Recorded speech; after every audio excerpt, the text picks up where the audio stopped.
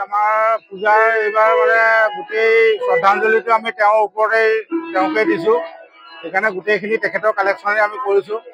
মানে আমাৰ অসমৰ আমাৰ হীৰা আমঠু, যাক আমি এটুকুৰা হীৰা বুলি ক'ব পাৰোঁ অসমৰ, এনেকুৱা এজন জুবিন দা আমাৰ মাজৰ পৰা হেৰাই গ'ল। তেখেতৰ মানে ওপৰত শ্ৰদ্ধাঞ্জলি জনাবলৈকে আমি এইবাৰ এইখিনি ব্যৱস্থা কৰা হৈছে। আমাৰ কমিটিৰ আপোনালোকৰ চেনেলৰ তৰফৰ পৰা আমাৰ মানে কমিটিৰ কষ্ট ক্লাবৰ সমূহ কৰ্মীবৃন্দলৈ মোৰ ফালৰ পৰা মই শুভেচ্ছা জ্ঞাপন কৰিছোঁ যে ইমানখিনি কষ্ট কৰি তেওঁলোকে এই আমাৰ যিটো পেণ্ডেলৰ হেৰিটো সজাই তুলিছে, তাৰ কাৰণে মই সকলোকে ধন্যবাদ দিছোঁ।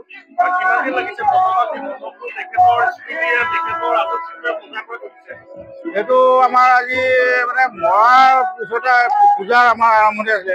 তেখেতৰ মৰাৰ পিছতে আমি তাৰমানে এইবাৰ তেখেতৰ ওপৰতে চিন্তা কৰিলোঁ যে এবাৰ আমি তেখেতৰ ওপৰতে গোটেই শ্ৰদ্ধাঞ্জলিটো দিম, ফিল্মটো তেখেতৰ ওপৰতে বনাম। সেইকাৰণে গোটেইখিনি আমি কালেকশ্যন কৰিছোঁ। তেখেতৰ মানে নেটৰ পৰা আমি গোটেই হেৰিবিলাক পিকচাৰবিলাক এইবিলাক কালেকশ্যন কৰি পেলাই আমি সেইটো প্ৰিণ্টাৰত উলিয়াই পেলাই আমি তেনেকৈ বনোৱা হৈছে। মহাকাশৰ ভিতৰত অসমী মাক বিদায় দিব,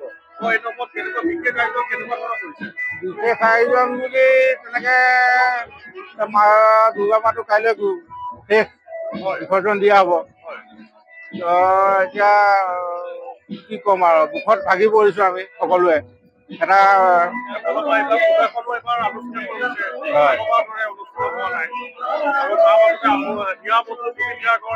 এইবাৰ মানে পূজাখন যদিও পতা হৈছে, কিন্তু মনৰ আনন্দ নহয়।